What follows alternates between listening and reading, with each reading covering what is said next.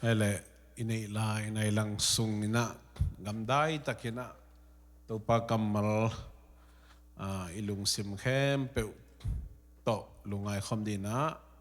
ong suak ding jesu naw ngeng min to kong zon no mi khat le khat kino sen ni na tunitak hibang huna iom khak pen jesu inde na ne hi nakichi di bo tunitak hibang iom khak pen jesu inde na ne hi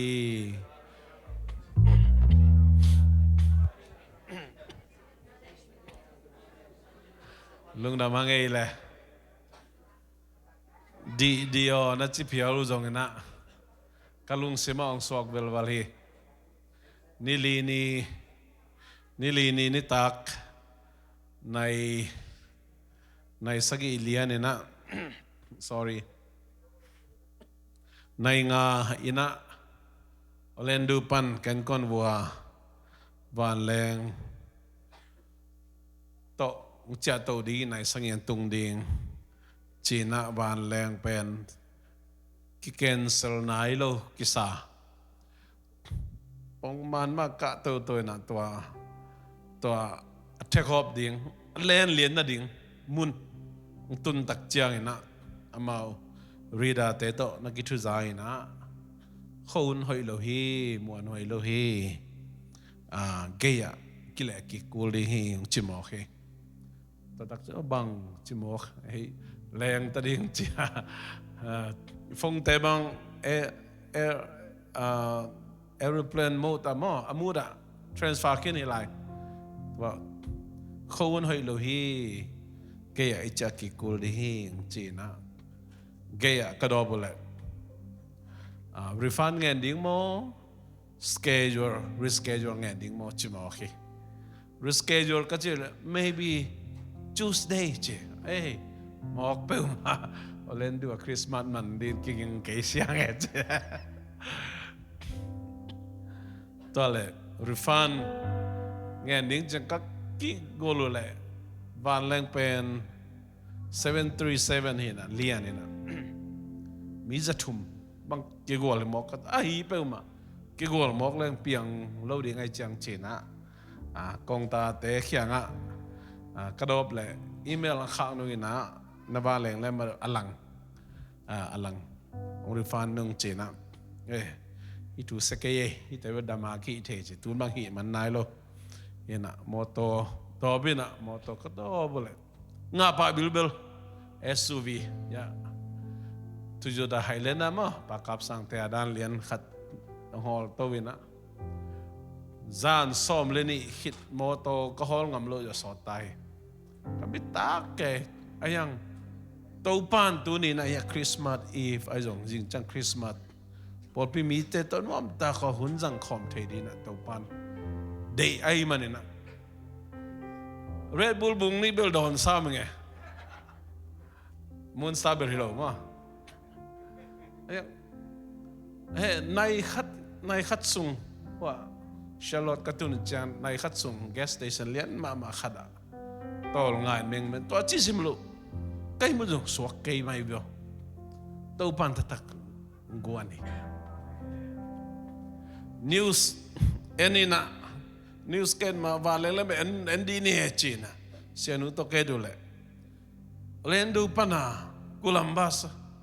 one week tul ni le sagi chijen to jong ti cha lo china to tak cha news enina tu jeng sang news en le china just gambuba flight tul ngawal ke cancel chi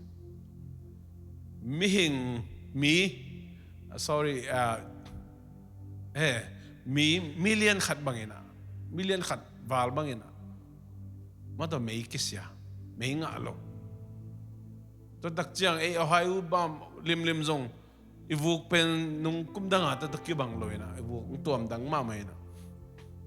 moto group accident mili si ma to tu jinga wadan mai na ong ke ina gam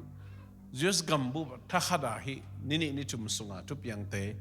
ingai su tak chiang ina lamet lo pina hun sia akitok bat the tu mo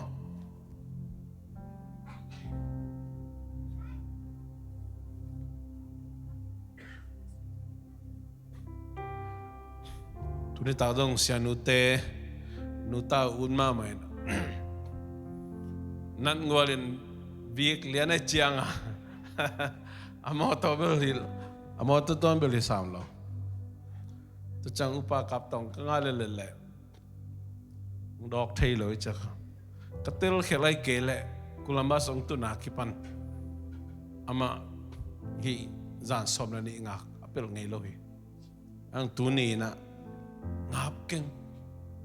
chi te na te e por sunga jong hi abesa ni ni thum sungina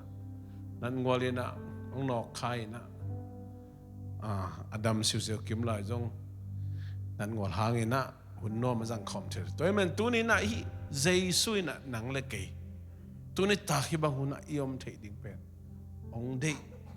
nang le ke adi na hi bang hun ong nga sak to jesu Emmanuel pasian hi amen to jesu khut be na ta pa to di ne ngoi mok je ya ni la sang tho ilot ngalon nga sai neu tunga ma thai lien khat neu som ni le ni pan som ni le thum ivek pin sim ni mo to pa in kam sang pa tung tonin again sa thu atun thei na ding hi thu te apiang a hi to again na nunga khat gain tapa khat nei dinga ama min dingin Emmanuel ki phuak ding hi chi hi Emmanuel khian na in eite to pasian hongom khomi achi na hi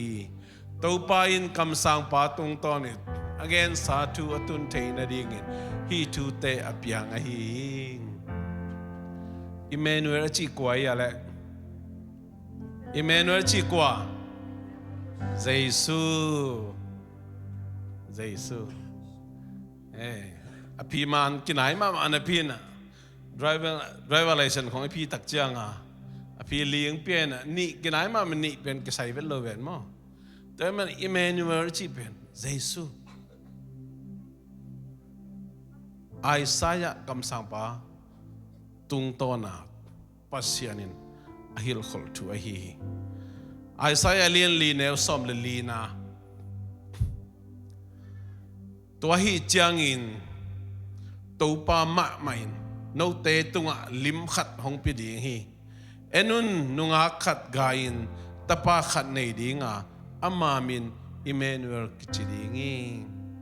Isaiah alien get an eu giat Judah gam dong hong not suk dinga dim le din pai suak in ngong chiang dong tum ding hi hong chi hi ahiang in pasianin eite hongom pia akizal ama khate in igam hong hudi hi mangla siang to songa it will sweep on into Judah it will overflow and pass on reaching even to the neck and it outspread wings will fill the bread of your land O Emmanuel tu ni na ilungai khop Emmanuel eite to pasian ongom khom hi chi amen tu ni na hi thu lungai khom ding yang Emmanuel eite to pasian ongom khom hi lai sang thu tu cham lui sunga en leng kam sang tampi takomina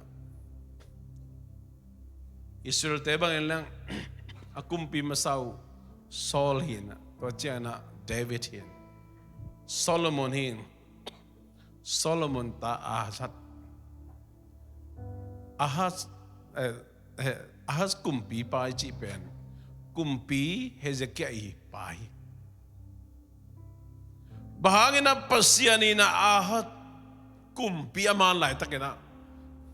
kam sang Isaiah zangina Jesu ong so ding eite tongom khom den ding Emmanuel ong so ding gen kholiam china tu ni na lungai khom no miang I thei tek ma bangina dahui kumpi pa siat na thang tat na atapa Solomon huna suk sem ai zong Solomon tapa ahat kumpi pahina khang tang tu ni na lia som ni liget sung na sim le chen bang na chiam chile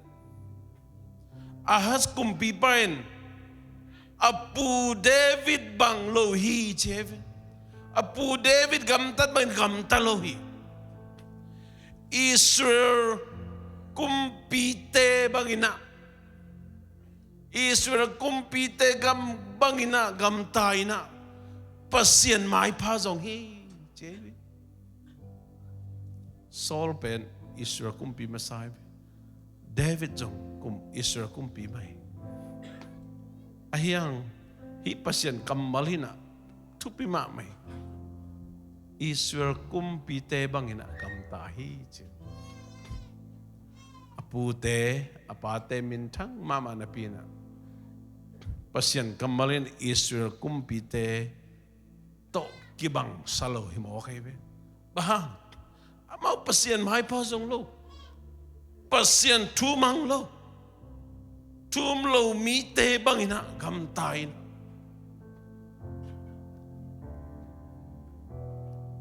tum lo mi pasien abian lo pasien dei banga gam talo mi te milim bete ten pin thang tadina pasien kita loin agam tadu chiang ina apu apate khangina no prophetic pasien keng pan kamsan na pu ma omlo hi mo ke pasien keng pan kamsan na no revelation kamsan na gen khol na pu ma omlo aya ahas kumpi pa khang tak chiang in aman apu pate hun laya milim bol na van man pa te to aman bal te bolin mual tung tengah biak piak na tau te bolin pasian dei na bangina ongam tak tak chen pasian ahas kumpi pa tunga alung damin ahong swag di Emmanuel tu kum zasagi Yesu asok ma kum zasagi sabina pasianin kamsang Isaiah nagahen hi tenaw te tunin ikhang akilai te na dingin nu hi na pa hi na tapi do hi na Yesu hon pale to pa isana biang na mi hi na bil tai kente ai zong ina pasianin nang tung tonin nang khang panina khang thak ong kilai theina dingin na tu na ta te khanga pasian na sem na namu theina dingina ahat kumpi pa bangina pasian dei na in bang hiam pasianin na koi bang anung tading ang dei hiam china tuni ilungai khop ding tua kizon nom hiang bahangiam chile apu apa khangina Israel tei kumpi hima ayang pasianina kamsan na bangma gen lo himo ke ba mo pasian dei na bagam talo nung talo himo ke kumpi hiya la hima pasian takizom lo makizom mai ayang ina pasian dei na bagam talo ina thum lo mi milim bete to thang tadin pasian thumang len om tak chiang ina amao khang ina pasiani prophetic kamsana bangma kilak lohi toy manin inun tak na sunga nule pate khang note ko mapeu tunin aung suak Emmanuel pen kuai khangena kuai hun lai takena pasianin kamsang Isaiah zangina ông gen khia hiam chỉ ilung ngay khop ding ge tunin ko han thon no mi pasian eite ta ongom khom chi lungai khom di ni to Giêsu eite ta ongom khom chi pen Emmanuel Giêsu eite ta ongom khom chi pen ingai su tak chiang ina ai thelo takibangi bang de hi thelo hiam chele Giêsu pe leitung pai la ya mi hing banga omi ven mi hing banga ang piang mi hing banga agil kel thei zong he thei zong ahim zong suak zong gim thei ai zong i thei ngi nge dinga si nai len zo loina thok ki khit chang ina ma kha pum pi to ông thâu kỳ cái mà nè mang tới bao lệ incarnate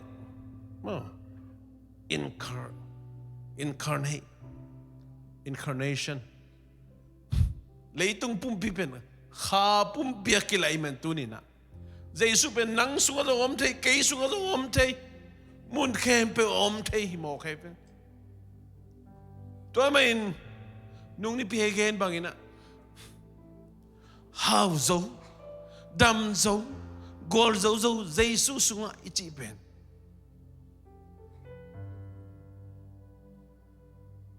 khá xuống chỉ này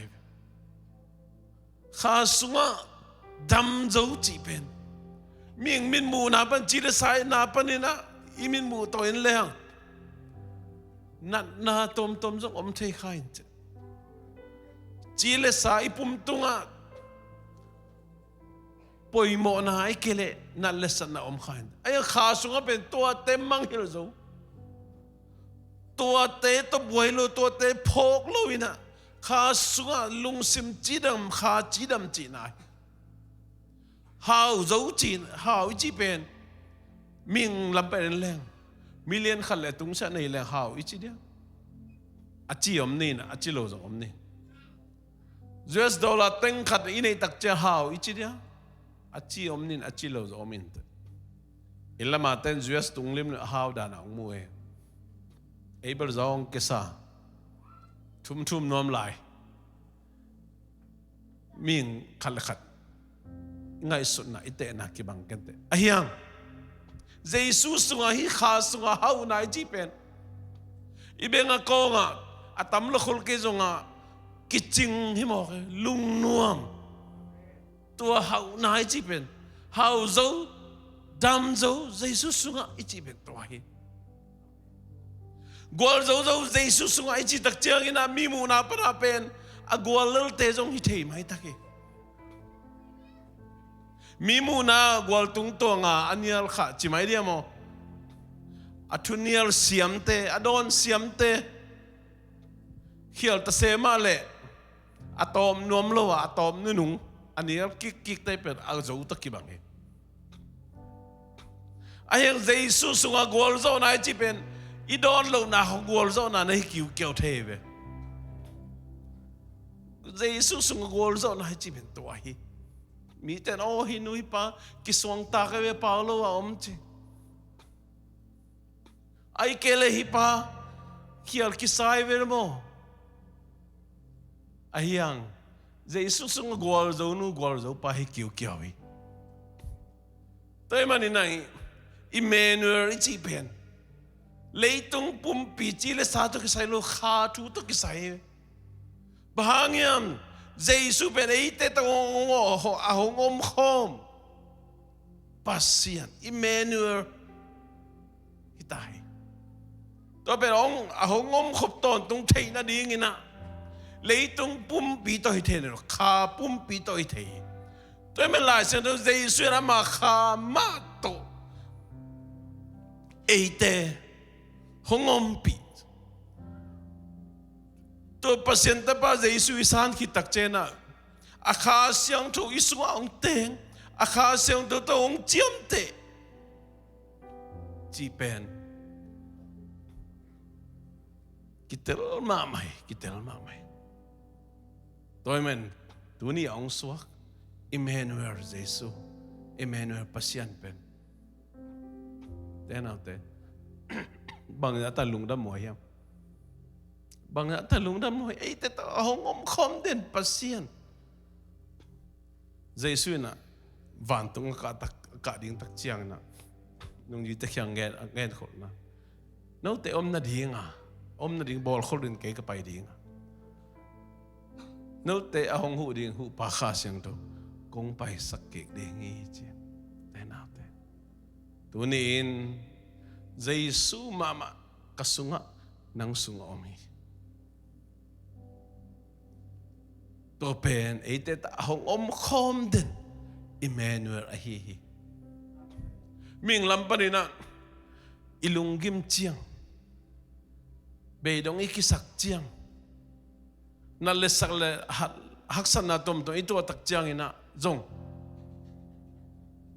pasyan ong tai san hiam chikingai sun khain te ayang tua wang hun tak chiang ina thu ngenin thala in ipok den ding thu ina bang hiam chile sala hi kha thu pembel kilum le lianai kilum le kitukal den ki pol khom thailo tuni in ming lampani na chimo ikisang mamalatak huna kisam ikisang mamalatak tunget kisam isak ikisang mamalatak kha thua eipen itahan mamalatak zong na hi thehi denate tuni in Emmanuel pasian pen chile sato ke sailo ina kha thu to ke sai ba ta lungdam mo hiam ete ta ongom khom den Emmanuel modot na khat to gente no me angi mo poya pasta tena ole thalian di chiang ina tang to adi na lia kwan pe khian hiam chilian ne to le khut pan len nge da cha ke ule naw bele phung ai kele nule pa sangabule na te thokim na to keima to hina lia to pen tanga di na kapia hi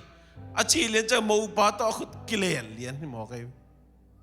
kilen sak lian amen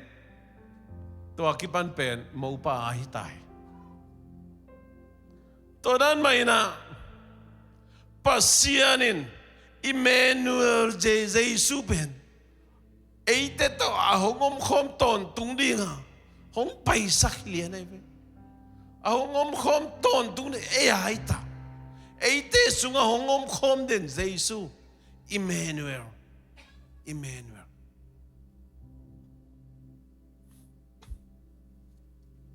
mangkang ten sapa pai na tu ni na en sin kom la sak kom thwa ni mo project tha mo lak wala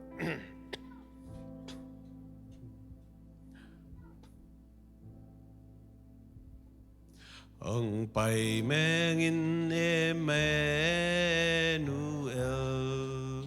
hon kia in tal tang ne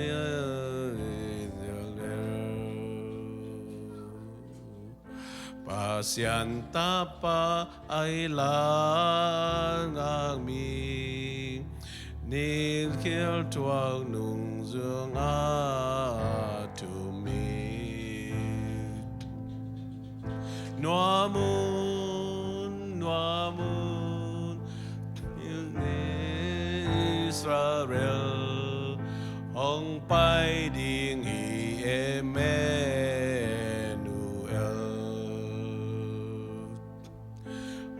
Pai meng in Jesi swano Satan kut pan hon kia mengo Hel kuk sung pan hon kia ta in Sina tung agwal zo sakin Noa moon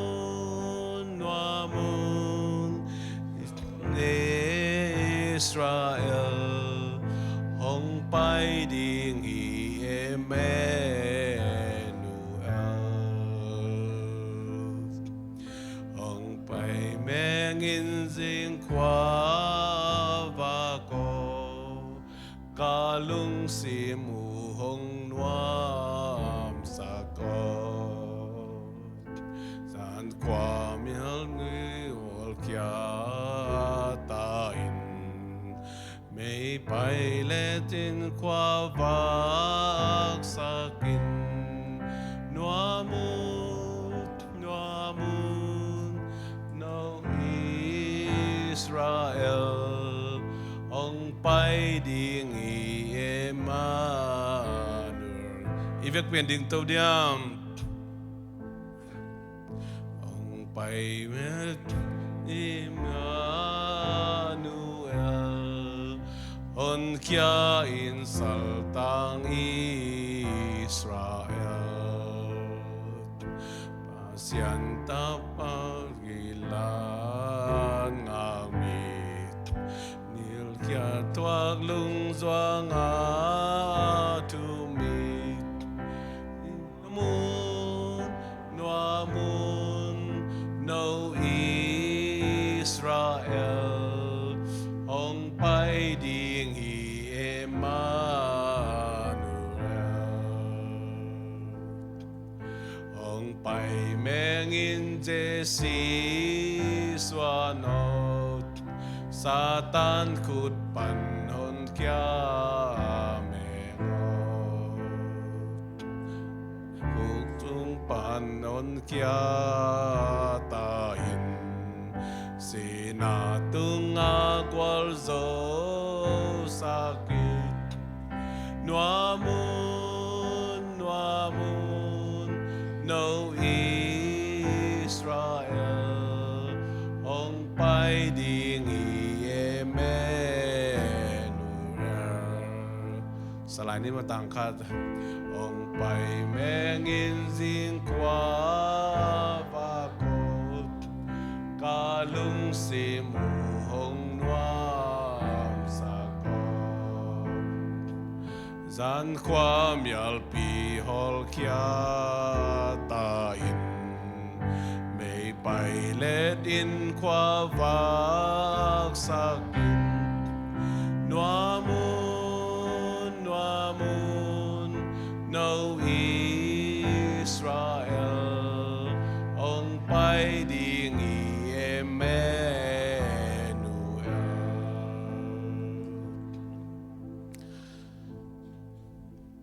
Tên nào te izak sahina pina tu neta kena tu zanina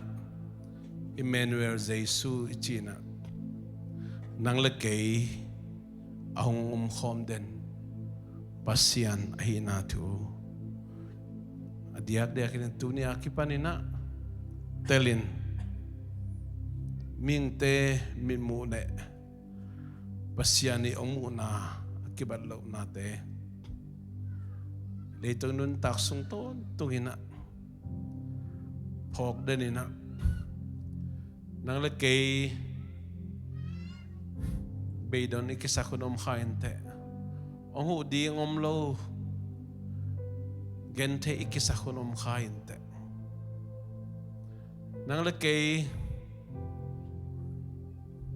lung khamin sin khamin na lesat tuakin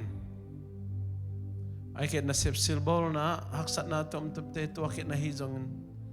usung na sung in konsong haksat na tuakin yom lai takina tunin itengi i pongi dingina pasianin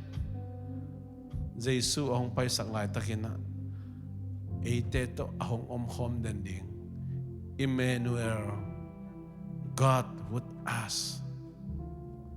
eite to ahong khom den pasian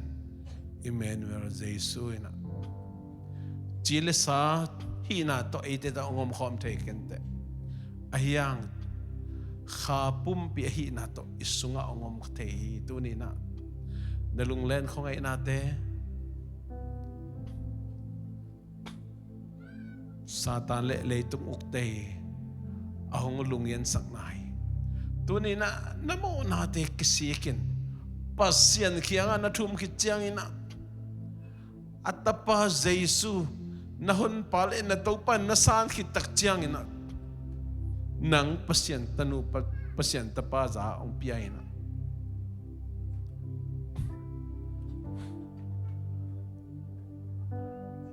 Van tunga ton tung nun tak na nga di nga ang kam tiyamin. Leitung maamazong at tapa Jesu hangin ahong kapsa. Leitung nopsak na leitung tupa van tupa te at siyam bek de hilo adim let nun tak na anay di nga pasyanin ng lagay ahong kapsa hi ay zong satan le alom tena Paul tena ilunghian na ding iub na pa rin akyam na ding ay zong imuan latay na ding ay zongin itel zolo na ding ay zongin ang nong kay sak din to te tu ni akipan na pa hiyain kanay Jesu na Emmanuel hi kay to ahong khom din kain kwan kawin kwan to ongom khom din ay Paul pita ongom khom din Jesu hi nang to ongom khom din Jesu hi kay to ongom khom din Jesu hi ongom khom ong nu se zel Jesu hi lo hi to pen mundang om hi lo nasunga omi kay sunga omi alay tung pumpita ongom il akha pumpita ongom hi kha pumpi na hisung omi na wa anung gol lama om thei lo chi bom lo mun khem pe wa kha pumpi om thei kha I chi pen hui to ki ba hi hui na mun khem pe omi tui sunga zo omi na van tunga zo omi lei tunga zo omi na in sunga zo omi na mun khem pe omi toy man tunin Emmanuel Jesu ina aung sok ding idon pasyenta pa now ngek Jesu hi hallelujah ivak pin tunget na ne ni lungsim tunget na azong yote ging sakholo na tu ni lungsim tong to lungai diang te na te lungai diang nakiabon tu na ngenun tu ni na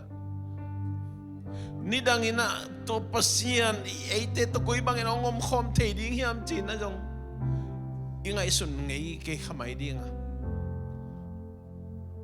ai zongin tunina ihak sat lai ta ka ngom khom den pasyani ilungdam lai tak lungdam pen lai tak ngom khom den pasyani bay dong kisak lai takin jong om khom de pasien ong thei lo yang tel lo hi tunina nahaksan natin again thei natin mi kyang ko ken pasien kyang ko win ong tel lo pasien hi tunina tenaw te tunin toy manina nang lungsim tol dam na hong penwam Jesu hi van gig po mi te kakyang pahit ken lungsim tolam na kong peding at si Emmanuel Jesu hi toy nang laki idon Jesu hi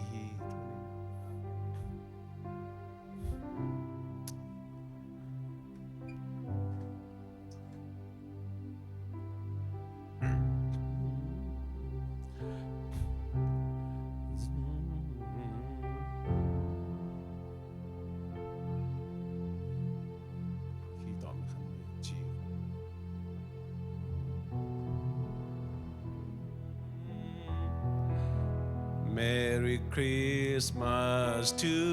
you.